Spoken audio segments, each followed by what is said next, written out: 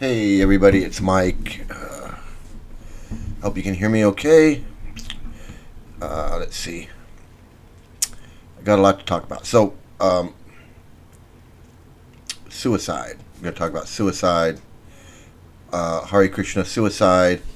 What's going on with that? So let me get right to it. I want to get right to the opening here.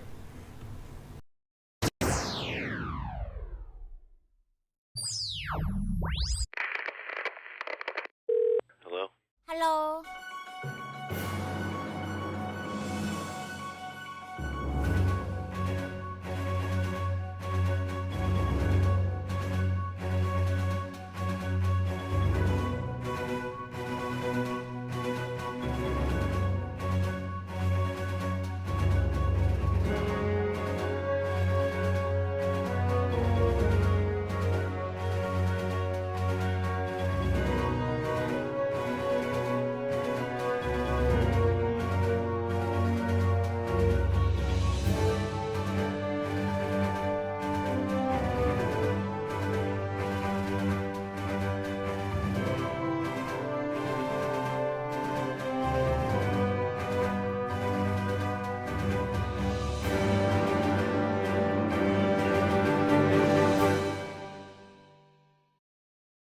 Wow. So I guess that looks like me. I don't know. I don't know. I guess so. But hey, thanks for joining me on another show. I don't know what time it is where you are. It's almost 3 a.m. for me. I guess it's midnight in the U.S. or midnight somewhere. I don't know. It's Midnight at the oasis. Send your camel to bed. man. So suicide. So I know I talk about child abuse a lot. I talk about a lot of racism and sexism and child abuse and murder in the Hare Krishna Cult.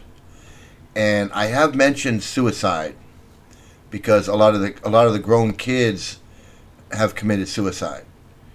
And when I say a lot, like 25 or more, I think it's like up to 28 now. Like 28 kids that were little kids in the movement, grew up in the going to the schools when they were little, grew up, and as adults or teenagers, they committed suicide because they just couldn't handle it.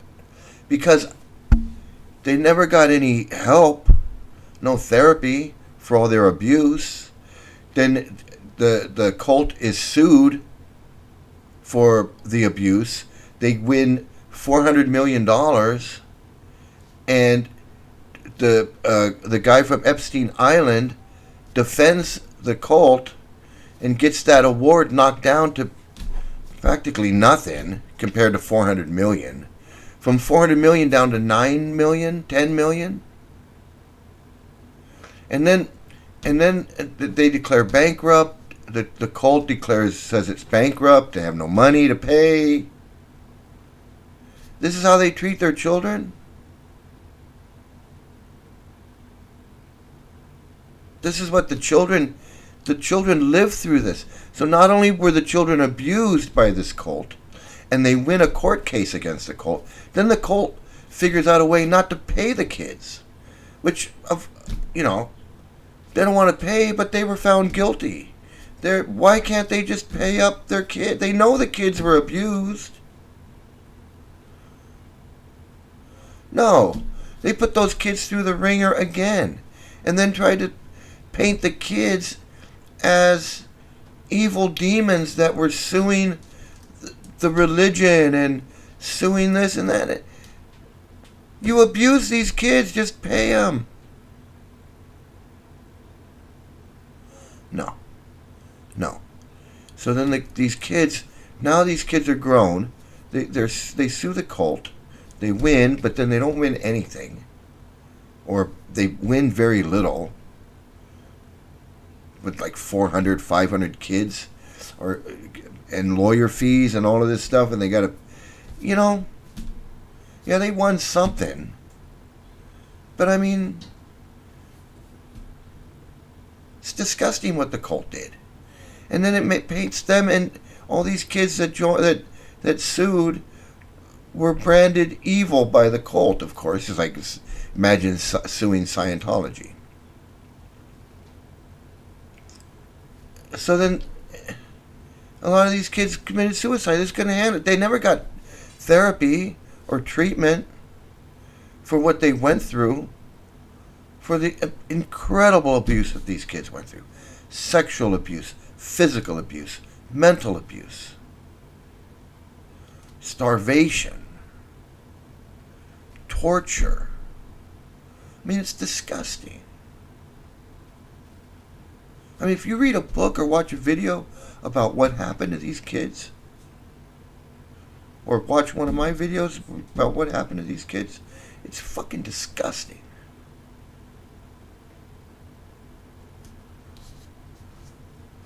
It's no wonder that these kids grew up with mental issues and problems from unresolved trauma from this cult. These were little kids. Incredible trauma. They endured trauma that POWs don't have to go through. The Geneva Convention protects prisoners of war better than this fucking cult protected their own kids. Prisoners of war are treated better than these fucking Hare Krishnas treat their kids. Abandoning them into a friggin' boarding school so they can go run around the world playing Hare Krishna. And then their kids are abused, marry their girls off. It's fucking disgusting. And the kids that weren't subject to the worst abuse and trauma witnessed it. Witnessed other kids being abused. And then a lot of these kids became abusers themselves because that's the only world they knew. They were locked into a boarding school. No escape. No one to help them. No one coming to rescue them. Just repeated abuse day after day after day after day.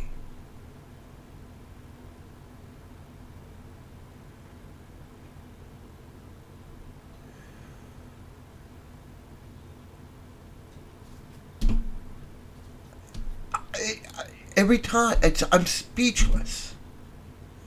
That these fuckers with their shaved heads and their robes and all their shit and their beads and talk about how holy they are and how spiritual they are and they're on this spiritual path and they're guru and all this bullshit. And nobody in the fucking cult knew how to take care of a child.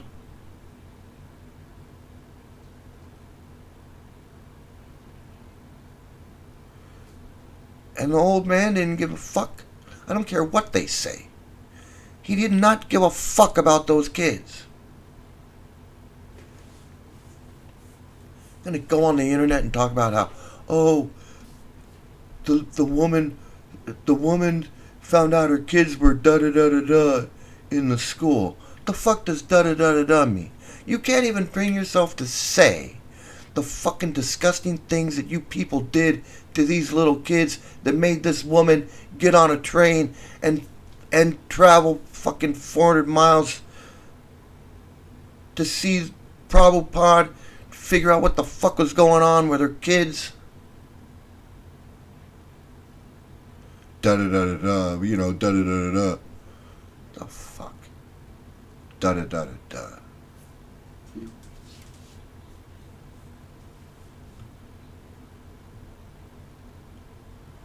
Well, yeah, the kids suffered and they committed suicide. And a lot of kids have committed suicide. Almost 30 grown kids committed suicide because they couldn't deal with this fucking cult and the teachings and the philosophy and all the bullshit that they went through and worshiping these people as if they were God, worshiping them, they were some special holy man, while meanwhile they're being friggin' raped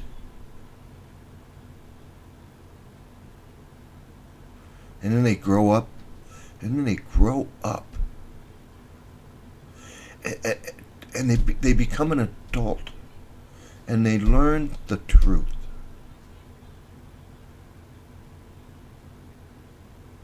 They learn the truth of what they lived through. Because they didn't know any better. They don't know that there's another world out there. What the hell do they know? They've been in this friggin' boarding school since they were children, babies, toddlers, forced into this weird world of cosplay and chanting and all this other crap and mythology and stories of witches and demons and evil this and evil that. And the outside world is so evil and just sex and drugs and blah, blah, blah, blah, blah. Then they grow up. And they find out the truth that the real world is not like that.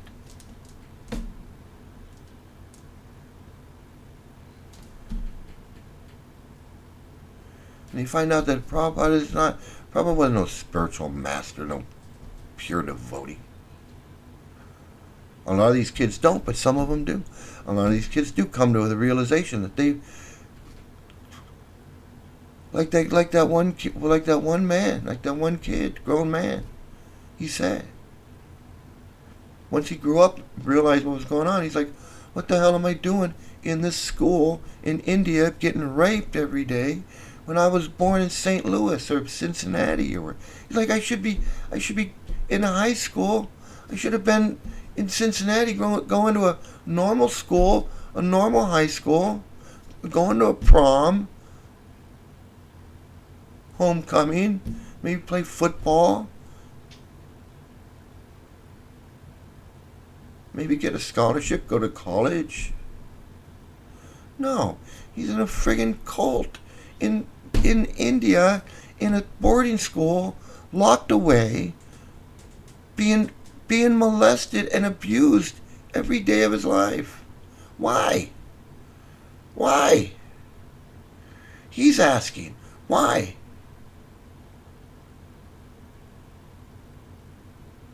I don't blame the guy. And he's learned to deal with it. He's learned to deal with it. A lot of these grown kids have learned to deal with it. Like, okay, my childhood's gone. I didn't have a childhood. I didn't play with toys. I didn't go to the beach. I didn't have a birthday party. Never been to Disneyland or an amusement park. I've never been on a roller coaster or a pony ride. I've never done any of these things. Didn't even know that they exist.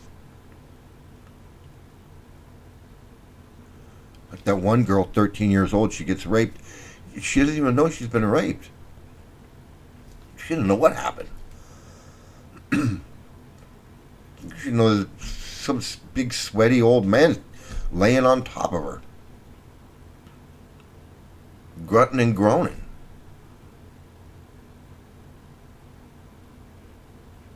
And he gets up and leaves, and she's like, what the fuck just happened?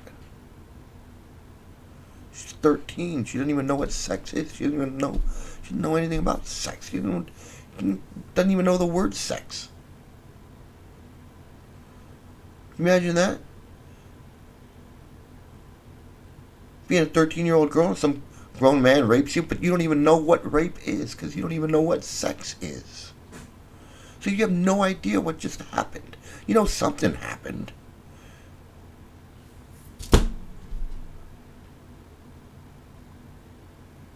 So we talk about the kids and the suicide of the kids and the horrible life that these kids had and all of this stuff, but what about these grown men that have killed themselves because of this cult? Grown men. A lot of them.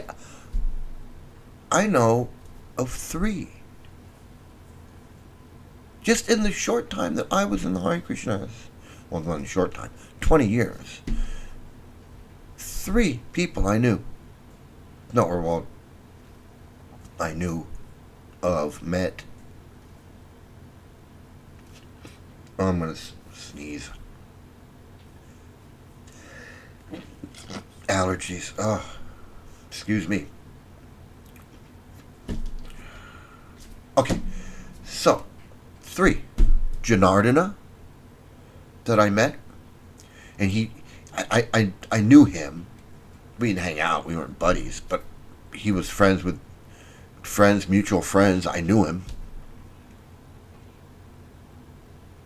And the story on Janardana was he was very upset about all this guru stuff and pure devotee and just the cult and the direction it was, all this stuff in the books and so much stuff in his head, all this cult stuff, all this nonsense.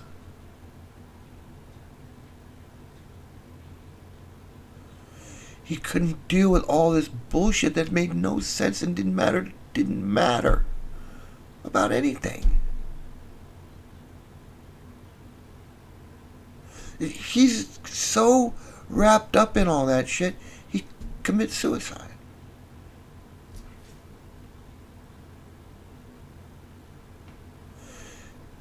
So that's Janardana. Jagjivan, he was homosexual. And he lived his whole life in this cult since he was a young man. Young, you know, he was probably in the cult for more than 20 years.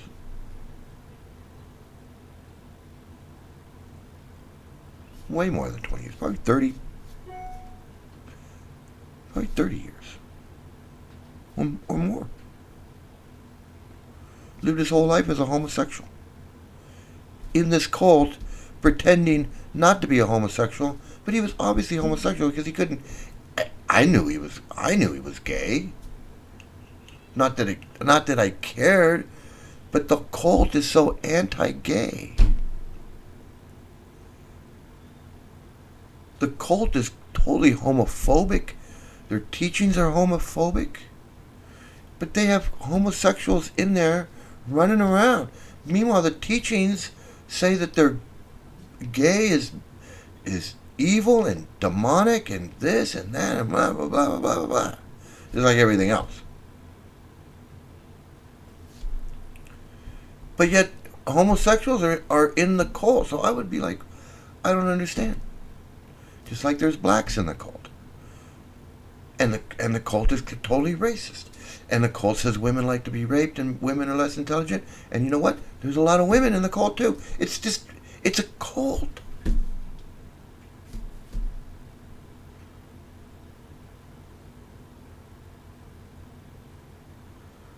So Jagjivan lives his whole life in this cult. Most of his adult life in this cult. As a gay man in a cult that just says that gays are demons. And are evil. And no sensible, sane man would have anything to do with homosexuality. And Prabhupada talks about homosex all the time in his books, how horrible homosex is. Sex with a man and another 2 men. Man sex and all this stuff. It's just, he makes it clear. So here's Jagjivan living his whole life in this cult.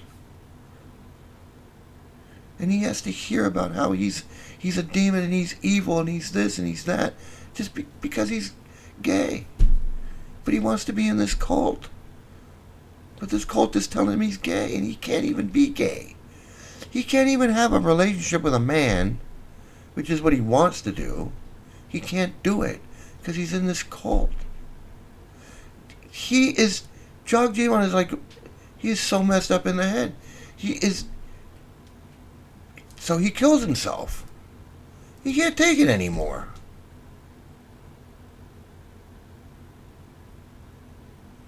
"30 years? 30 years pretending you're not gay, but everybody knows you're gay? Because it's just who you are? And you're hiding it. You're pretending like you're not gay, but It's nothing to be ashamed of. It's nothing to be, but in the cult it is. So he's trying to hide it, but everybody knows he's gay, and people talking behind his back because they know he's gay. He knows they're talking behind his back.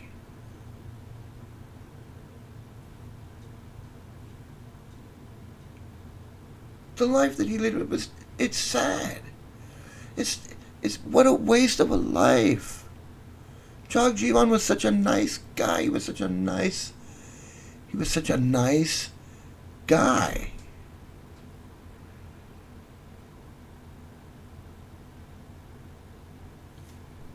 I liked the guy. I didn't care that he was gay. We talk about Krishna stuff. He knew all kinds of Krishna stuff. We talked to him about Krishna. I want to learn about Krishna. I didn't care that he was gay. I'm not homophobic. I wasn't homophobic. Although they want you to be. The teachings are. They want you to be homophobic. I didn't care. But all his friends, all his so-called friends, all these people that have known him forever, they knew he was gay. I knew he was gay. They knew he was gay. And they talked about him behind his back.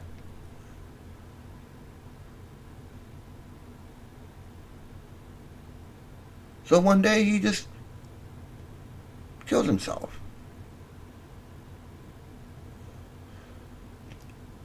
It's just so sad. He spends his whole life in this cult, hating himself, and then he kills himself. Now, who's to blame for all this? Who's to blame for these kids killing themselves? These adult kids. Who's to blame for Janardana killing himself? Who's to blame for Jagjivan killing himself? And those are just the ones that I know. Nrsingananda's son, who was in high school. He was in high school. He was abused when he was a little kid. A little kid.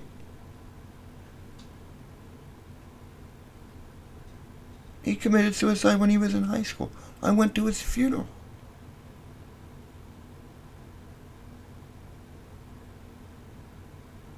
Who was responsible for that?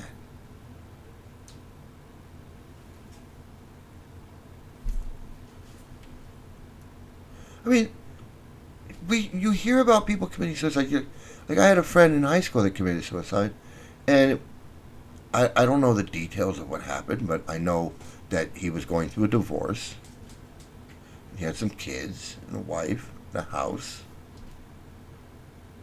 and he was a police officer. He's under a lot of stress.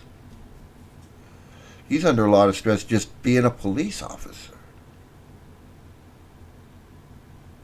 Now he's going through a divorce. He's got 3 kids that are like, I don't know, teenage and younger.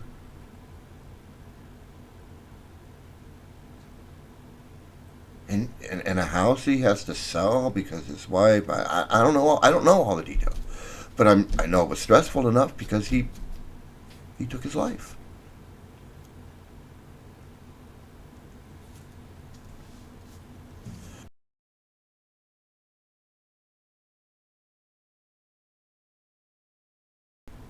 I don't know all the details of what was going on. If we knew the details, we'd probably say, well, look, it was, he had these bills to pay, and his wife was filing for divorce, and she wanted this. And he may have been getting fired, or maybe he was getting, who knows? But there's a lot. He didn't just it wasn't for nothing. It wasn't like, something was going on. I'd say a lot was going on. But we don't know. Nobody really knows. Maybe his wife and kids know. But sometimes you don't know. Sometimes nobody ever knows. But something's going on. These kids, something's going on. This kid, Nrsingananda's son, who was in high school, who killed himself. was abused in the Gurukula school, grew up in the Krishnas and was abused. Something happened in high school. It may not have had anything to do with it. I don't know. But it sure didn't help. Living through that trauma in the cult sure didn't help his mental state.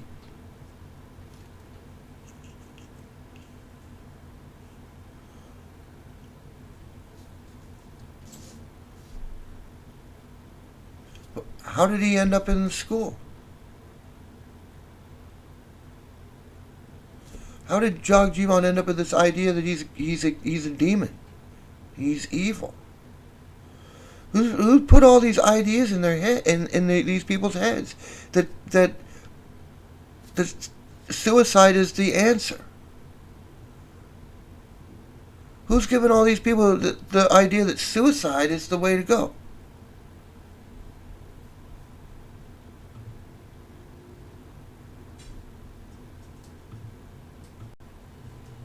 Hi, and namaste. My name is Henry Judicale. I'm a French-Canadian psychotherapist and a filmmaker. Today I would like to talk to you about a very extraordinary young man. His name was Vishnu Janan.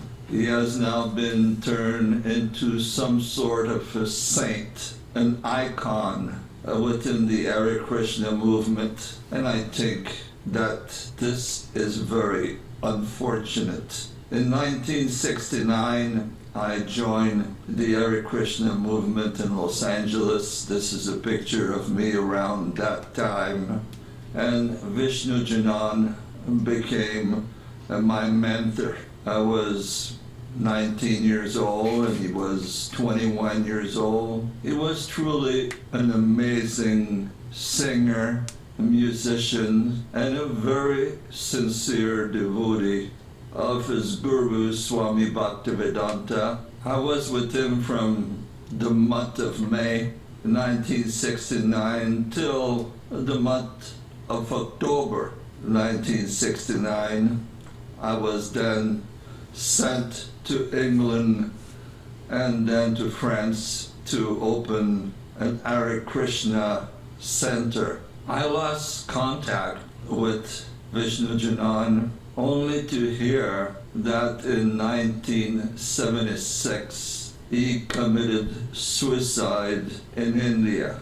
Vishnu Janan was probably bipolar. He was the type of devotee that had so much love and faith in his guru, Swami Bhaktivedanta, that he would have believed anything that his guru would have told him. And if you look at my other videos, you can see that Swami Bhaktivedanta's quotes on women were very denigrating.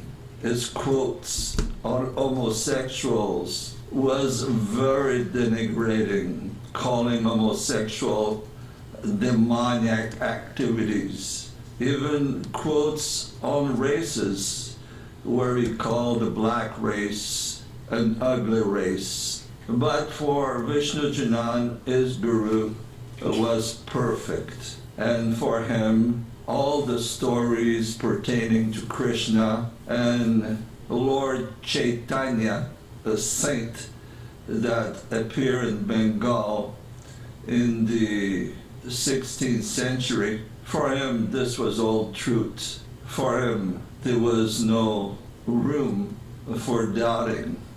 So sometime in 1976 he went and asked Swami Bhaktivedanta a question. The question was, if a sannyasi, if a monk break his vows, should he commit suicide, as did one of the followers of Lord Chaitanya in the 16th century? And Swami Bhaktivedanta said yes, but a few minutes later gave some lame explanation as far as I'm concerned, saying that in the days we were living, it was not recommended to commit suicide if a monk had sex with someone. But it was too late. As soon as Vishnujanan heard the first few words of Swami Bhaktivedanta, he disappeared, and he apparently paid some Indian people to shackle him and throw him in the Ganges River. He was 28 years old. Vishnujanan, he had been married, he knew what sex was all about, but he had dedicated his life as soon as he came to the Hare Krishna movement to his guru. And now, as you look on YouTube, many devotees of the Hare Krishna movement want to point to him as an example, as a saint, as somebody that had extreme love for Lord Krishna and his guru, Swami Bhaktivedanta. My point is that I was also a monk at the age of 21-year-old. Swami Bhaktivedanta gave me the so-called sannyas, asked me to promise in front of him that I would never have sex again, and I would serve him with my heart, my mind, and my soul. And I did make this promise sometime in 1971, but I fell in love with a beautiful woman in 1973, and I decided to get married, and later on had 4 children with my beloved wife. Swami Bhaktivedanta, as far as I'm concerned, was extremely irresponsible in giving the order of sannyas to so many people. I think that the Hare Krishna movement is making a very big mistake in now painting Vishnujanan as a tremendous saint, as somebody so devoted to his guru that he would commit suicide. There's been dozens of suicides in the Hare Krishna movement, be monk or others, because of this philosophy that, oh, I'm not good enough to serve God. I have committed such great sin, I should die. So it was in the 16th century, I should do the same thing in the 20th century. This is a warning, because there is still an organization that follows the footstep of Swami Bhaktivedanta and are still offering men to become monk, because let's face it, Bhaktivedanta said it, that the attachment of a woman for a man will elevate that woman to the body of a man in her next life. But if you ever get attached to a woman, even if you love her and she's your wife, if you love her too much, you will end up in the body of a woman in your next life. I invite you to look at my other video where I mentioned the quotes of Bhaktivedanta on women. They are atrocious and responsible for untold amount of abuse by men in the Hare Krishna movement. Now, to say that this is all the fault of Vishnujanan and not the fault of his guru, in my opinion, is an error. Swami Bhaktivedanta married people. You married this one and you married this one, and then his followers did the same. You married this one and you married that one. And another part of his philosophy is, oh, your wife is an impediment to your spiritual enlightenment, which is basically to fall in love with the blue god Krishna. So give up your wife and just serve me and serve Krishna. That's an absolutely crazy philosophy that has cost the life of many. If you are a devotee of Krishna, listening to me, if you have a friend, family member that are in this cult, I would really warn you to be very careful, to investigate deeply what you're believing in.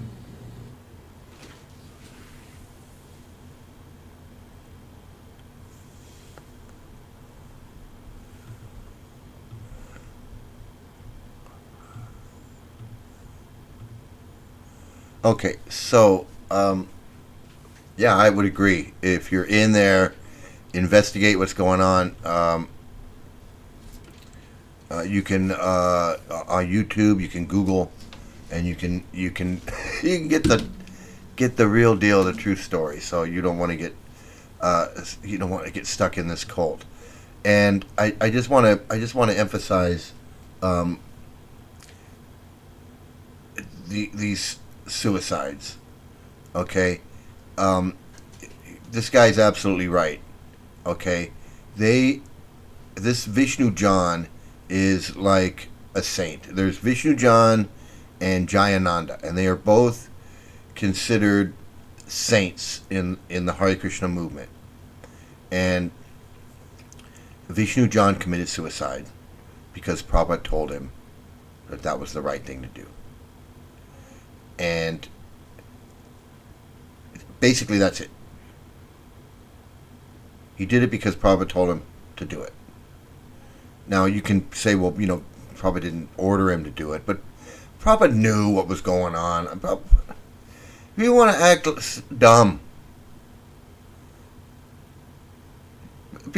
dumb, someone told me, when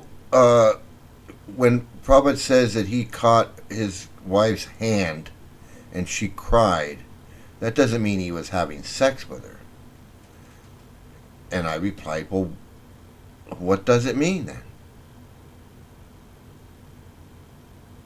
She cried because he held her hand?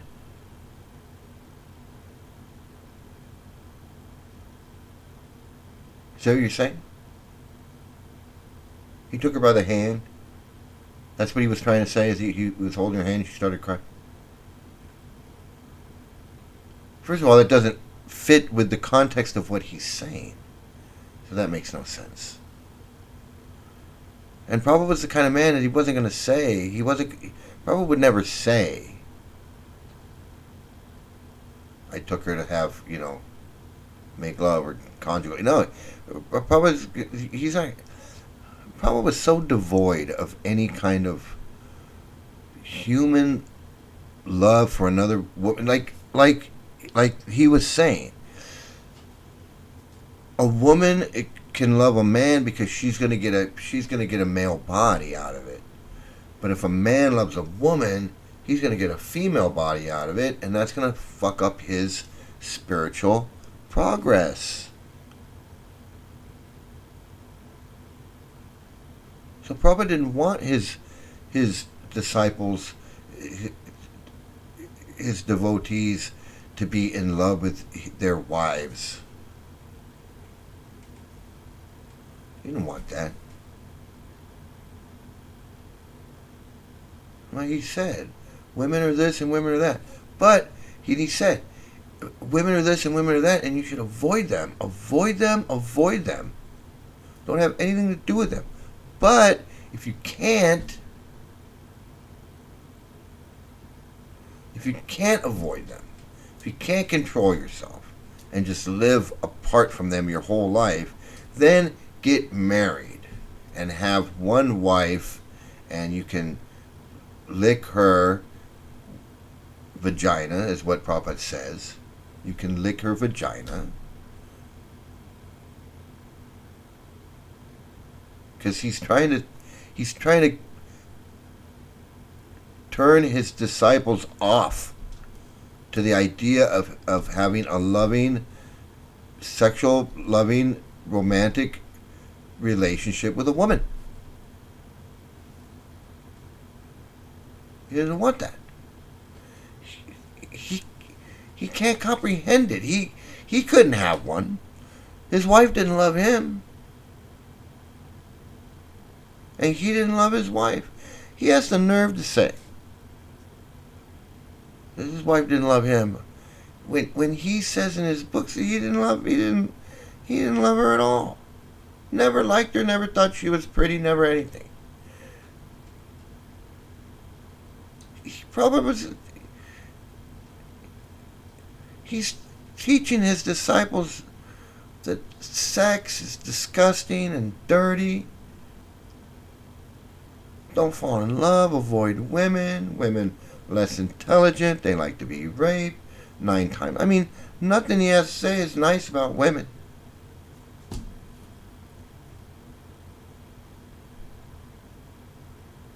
You know, all kinds of things to say. He's got that to say about women.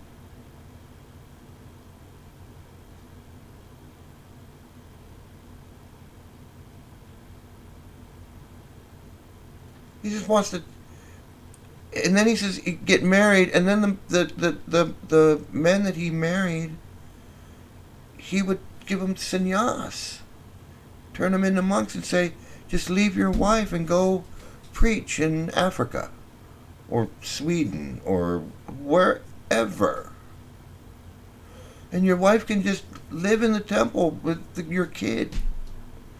You know how many marriages he broke up like that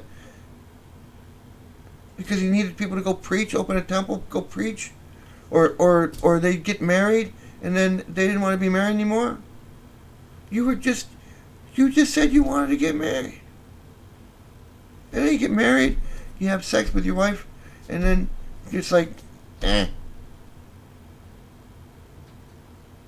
gonna go. I'd rather go do what I was doing before. You know what? Fuck the wife. I want to be a guru now, or whatever. And Prabhupada be like, okay, go be with your go wherever. Like the guy was saying, he lived with Vishnu John in L.A. for 6 months or whatever. He was his mentor, and then they told him, go to England and open up a center in wherever. So he had to go. They're sending people all over.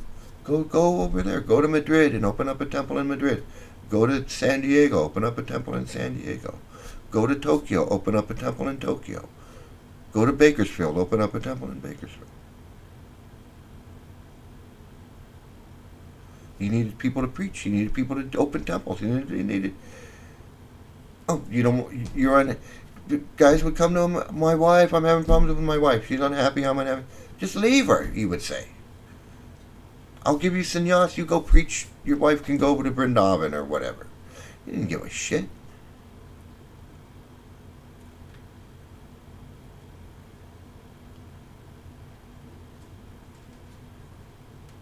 He had no concept of having a. My mother and father were married for almost 60-something years. 60-something years.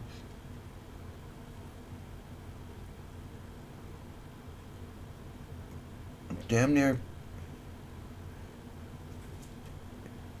60 years. Almost 60 years. Like 59 years. You gotta really love someone and be with them for 60 fucking years. I mean, you meet someone when you're 20, and 60 years later, you're 80. You meet someone when you're 20 years old, and you're with them until you're 80, 60. That is a long time.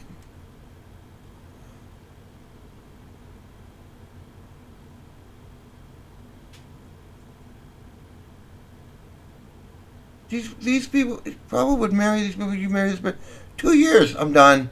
I don't want to be married anymore.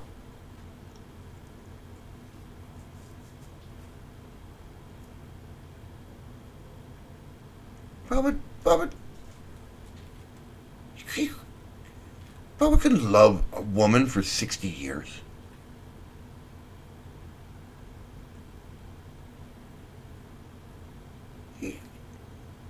He couldn't do that. Love a woman?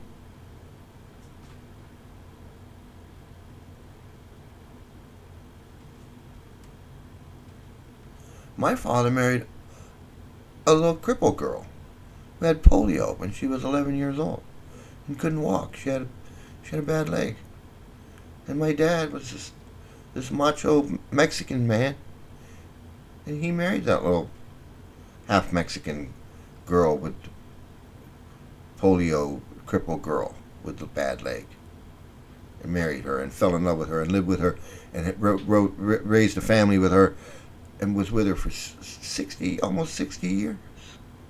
Prabhupada couldn't do that. Prabhupada couldn't do that.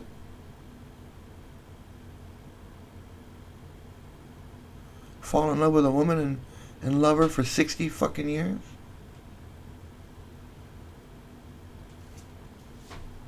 Prabhupada couldn't do that. Prabhupada didn't even like his wife. Prabhupada was 22 years old. His wife was 11 years old. And he's all Vedic culture. Have sex with your 11-year-old. Be a grown man, have sex with your 11-year-old wife. She'll love you forever. Well, it didn't work out for Prabhupada because she couldn't stand him. So here he was 22 years old, had sex with his 11-year-old wife, and she ended up hating him anyway.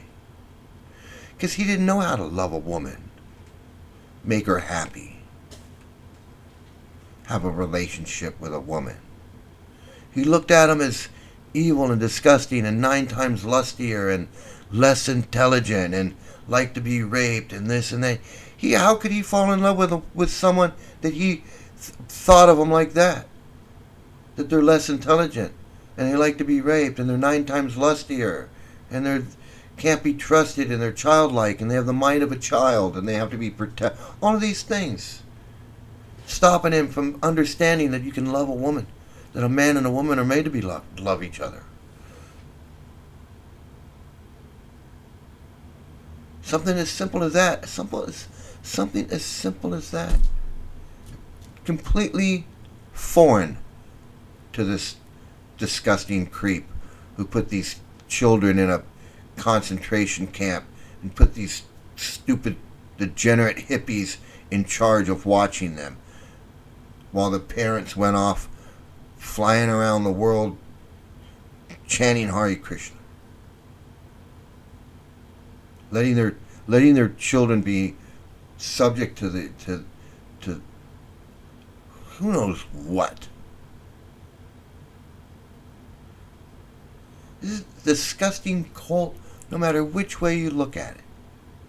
Murdering people, shooting guys in their van, killing people in the hills of West Virginia and burying their bodies under a river so no one can ever find them. Molesting kids like it's a national pastime. Everybody getting in on it. Kirtanananda, Bhavananda, this Ananda, that Ananda, Pedophiliananda. There's so many guru pedophiles, can't even keep track of them. You need a scorecard.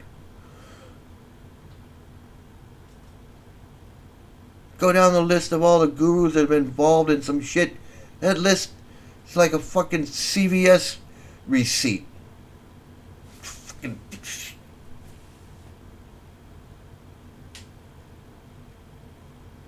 these kids committing suicide, adults committing suicide.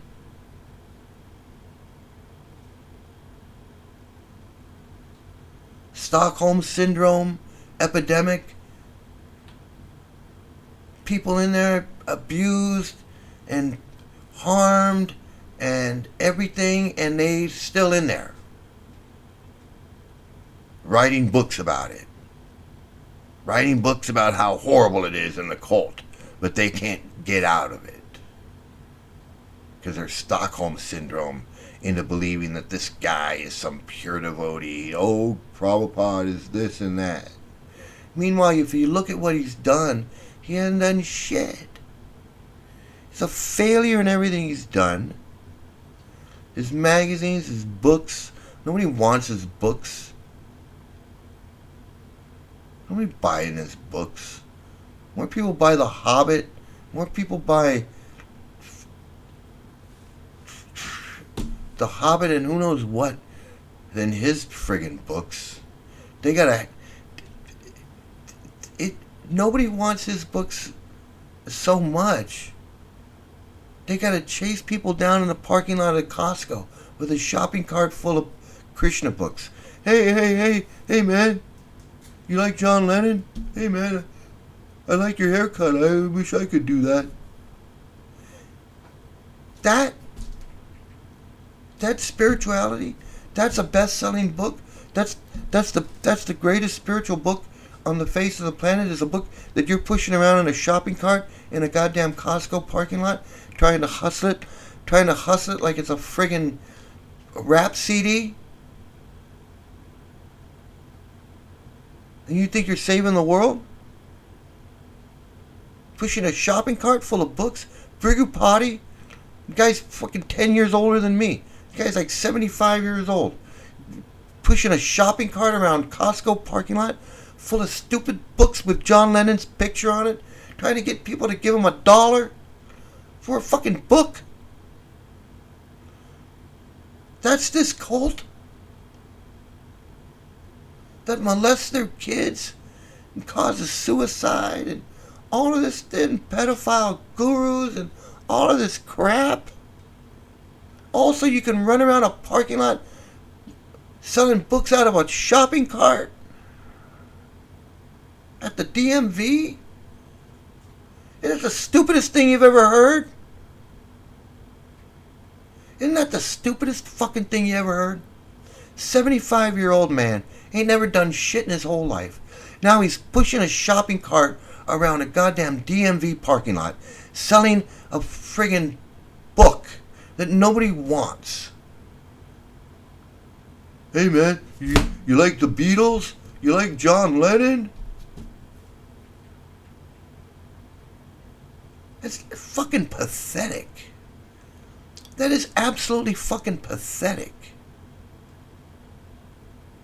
And this guy thinks he's... And then after he's pushed his shopping cart full of books around Costco parking lot all day, selling books, pushing books onto people that don't want them, that just take the book to get rid of the guy and give him a $5 bill. After he's done that all day, he's going to go back and sit in the temple room and give a lecture about how, oh, the holy name this, and Srila Prabhupada that, and the Guru this, and Lord Chaitanya that, and you can go back to Godhead, and all this bullshit. Who the fuck is he's going to sit there and talk about all this crap? Why? Because he runs around a parking lot with a shopping cart full of books? Selling books for $1, $2 a fucking book?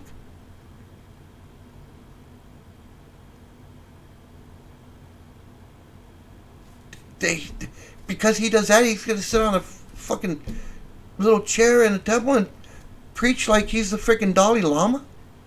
Like he's the Pope? The fucking nerve of this guy. The nerve of all of them. You gotta be out of your mind. You gotta be out of your... I was out of my mind. You gotta be out of your mind to go sit in a temple room, in a Hare Krishna temple room, and listen to some flunky-ass dickwad who runs around Costco parking lot with a bunch of books, pushing them onto people, and he's going to go sit in there and lecture people about how to love God and how to chant and this and that. It's the stupidest fucking thing I ever heard. And I know because I was there doing it. And I'll be the first one to admit I was the stupidest motherfucker there is. Because I was sitting there. I even went out with that fucker. I went out with him. Teach me how to sell these books. I admit it. I admit it. I was right there. I went out with Prabhupada. I went up to Prabhupada. He said, "Can I go out and sell books with you? I want to learn how to sell books." I was right there with him. I was just a dumb motherfucker just like him. But I got out of it. I realized it was a bunch of bullshit. He's still in there. Yeah, I was right there. I was right there. Selling those books. Trying to sell those books. You know, nobody can tell me shit. You fuckers can't tell me shit. Devotional service, Prabhu. Transcendental service, Prabhu. Vaishnav aparad, Prabhu. Oh, you're committing Guru aparad, Prabhu. Oh, Prabhu, that's aparad, Prabhu. Fuck you and your aparad. Shove it up your ass. Take all your fucking aparad and your Guru aparad and all your fucking Sampradaya, Acharya, and your fucking Parampara bullshit and just shove it up your fucking ass.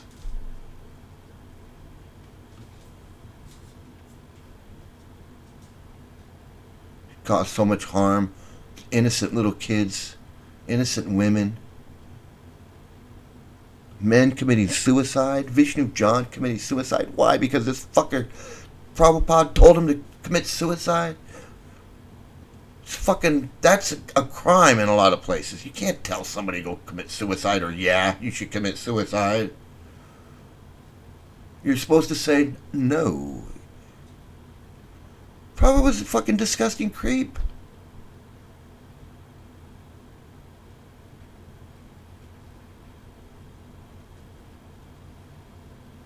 Prabhupada knew what he was doing. Prabhupada knew what he was doing when he told it, when he said yes. Fucking disgusting. And now they want to, and like he said, they want to make Vishnu John out like he was this saint, this martyr. This is how you should do. This is what you should do. If you break your vows, if you commit some aparad, you should just go die in the Ganges, or fall under the Rath Yatra cart, or whatever. Have an elephant step on you or something. I don't know. But that's what they want you to think. That's what they want Jagajivan to do. They want Jagajivan that if he can't handle it, and he's gay, and he's a demon, then yeah, he should commit suicide. You get a new body. You get a new body, and everything, you just move on from there. What do these fuckers think?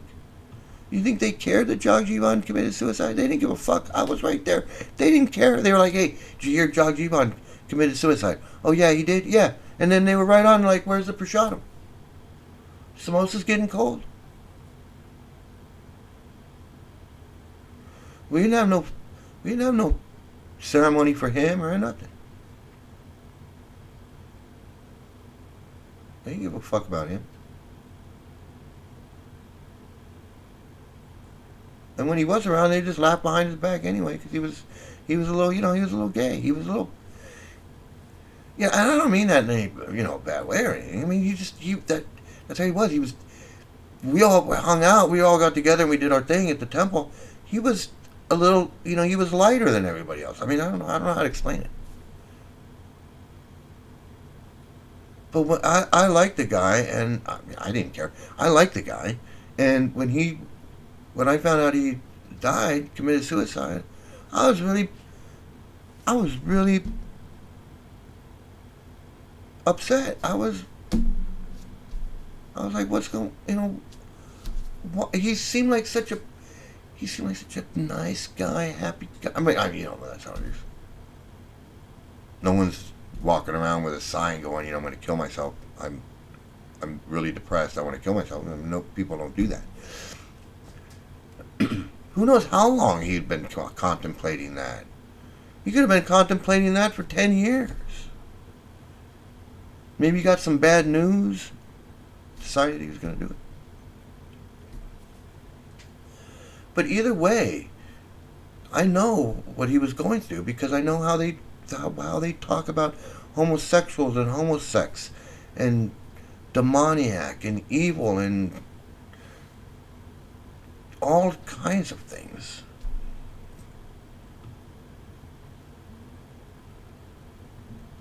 Prabhupada's responsible for all this, and they perpetuate these teachings.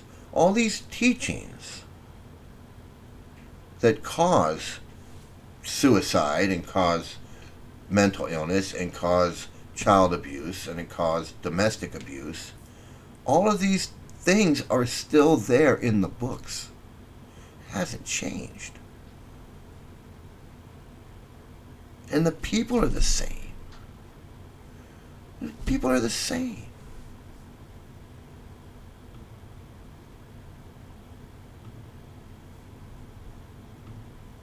This guy's still there. This is the guy. Him and his buddies were threatening me.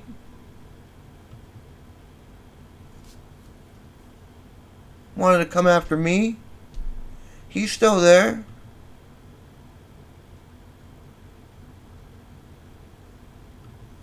He's the one who asked Prabhupada, "Can we beat the children? Can we beat the children?" Prabhupada didn't understand the question, so Prabhupada was like, went on what he was talking. He asked him again, "But can we beat the children?" Because the children were growing up and they were getting a little feisty and they didn't want to be Hare Krishnas. They didn't want to get up at 4 o'clock in the morning. They didn't want to wipe their ass with their hand. They didn't want to chant 16 rounds for 2 hours every day.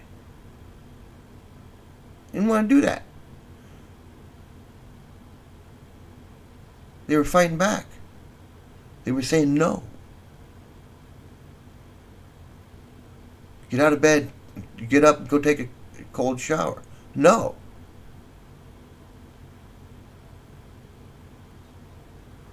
What do you mean no? No, I don't want to get up and go to take a cold shower at 4 o'clock in the morning and then go to the temple and then chant for 2 hours and then go back to the temple and then go clean out the friggin' cow. I don't want to do that. Well, you have to. Well, I'm not doing it. So then they had a problem. So nothing worked with these kids. They're getting too big. They're fighting back. So he asked Prabhupada, can we beat the children? He was in charge of the school. He was one of the head teachers of the school. Can we beat the children? So he had to ask Prabhupada like 3 times before Prabhupada finally figured out what he was asking. Prabhupada, do you want to beat the children? It's like, yes, they're not following the rules. Prabhupada says, yes, you can beat them. Now back to what I was talking about.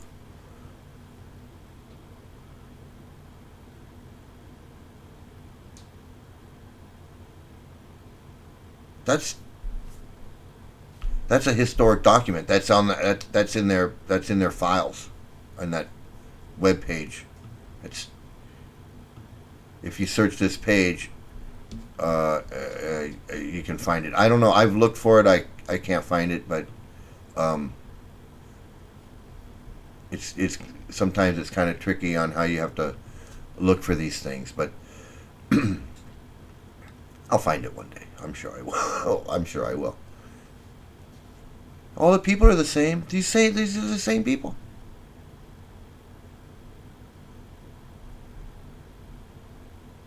Rameshwar is still there. Devamrita is still there. Radhanath is still there.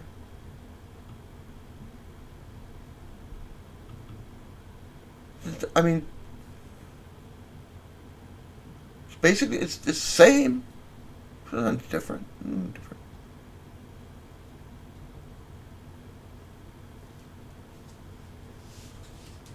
So that's my little thing about. Well, before I just end it and cut it off. Suicide in the Hare Krishnas. It's because it's Stockholm syndrome. You become so obsessed with the founder that you can't leave, even though your children have been molested and you in a failed marriage and your husband is beating you, and then he's runs off to India for 6 months and leaves you, whatever, and this is what really happens.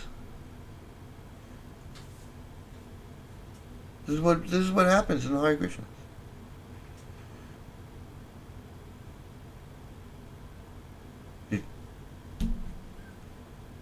All kinds of stories like this.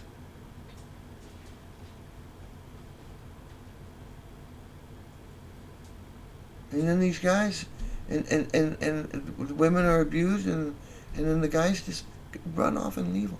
My friend, it's my friend. First time going to India, 1996. 1996. 4 years after I joined. So 1996, I take my first trip to India with a bunch of people. With like 4 other Hare Krishnas. And one of the Hare Krishnas was this guy named Radhakunda Das. And he passed away a few years ago. Quite a few years ago. He passed away. But in 1996, I went to India with these guys, and he was one of the guys I went to India with, and he was a real scammer kind of guy. He was a shady kind of guy. You had to check, if you shook hands with him, you had to check your fingers, make sure you got all your fingers back if you shook his hand. Okay.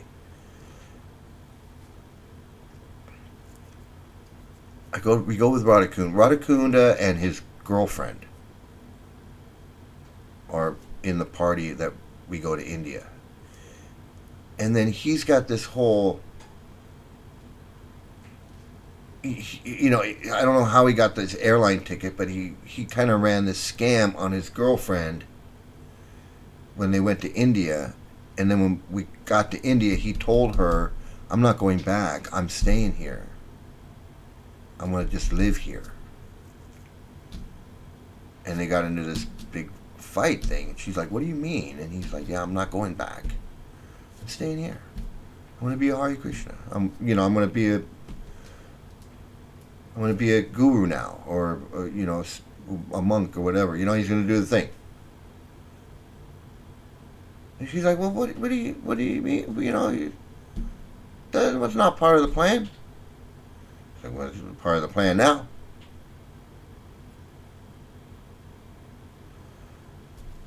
That's how they are. That's typical behavior. Just forget your girlfriend, forget your wife. Usually it's wife. Forget your girlfriend, forget your wife. Just your spiritual life is more important than her. Just dump her. And go on with what you're doing. And then if you break your vows, you can't handle, what you signed up for, whatever, then you can always just commit suicide. And you can be like Vishnu John.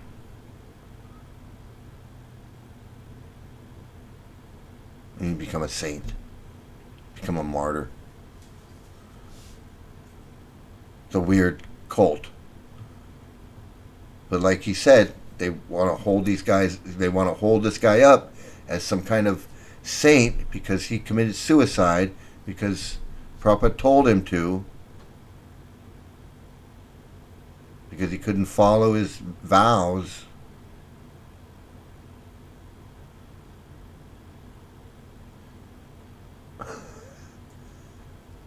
That's what you're supposed to do if you can't follow your vows. If you get initiated into the Hare Krishnas, something goes wrong and you can't do it, You should just go kill yourself. Or have sex with a woman. Technically, it's having sex with a woman, but why is that worse? Why is that regulation worse than the other ones? I mean, you know, buying a lottery ticket, having sex with a woman, having a hamburger, it's all the same. You're breaking one of the rules. So I don't know why the sex with a woman is worse than eating the cow, eating the burger, or gambling. I mean, it doesn't make sense. But anyway, that's how they want to do it. So take it as a warning. If you're in the cult, watch it. Don't commit suicide. Get some help. Call the hotline. Don't do anything like that because of a cult. Because the cult says it's okay. Or that you can do that. That's just insanity. Like, if they haven't harmed enough people, they're encouraging people to harm themselves. That is beyond. It's just like I said, it's all just one big stinky pot of shit. No matter where you dig in, you're going to get a big steaming pile, a spoonful of crap. Whether it's child molestation, child marriage, suicide, domestic violence, murder. Women like to be raped. Blacks are ugly and third class. I mean, how much more? How much more is there? Is there more? Can we keep going? I mean, midgets and deformities and I mean, when does Prabhupada stop with this crap?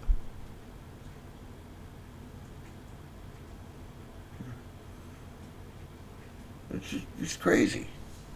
And encouraging people to commit suicide, and then saying that this guy who committed suicide is some kind of a saint or a martyr, or you know, that's a whole nother level. That's a whole nother level of crazy. But you know, the brainwashing, like I said, the brainwashing is heavy. The guru makes no mistakes, and everything is perfect, and whatever he says is right and perfect and all of that. It's a recipe for disaster. It's absolutely a recipe for disaster. Causes mental illness. So I want to thank everybody for watching. Everybody, please like, share, and subscribe. Please help me get these videos out so that people won't join, so people can keep their family members, stay in touch with their family. They don't lose their family to this stupid cult that causes so much harm to so many people all around the world. So thanks for watching, and everybody have a great day, great morning, great afternoon, great evening. Have some great luck, and please stay out of a cult, okay? Let's see.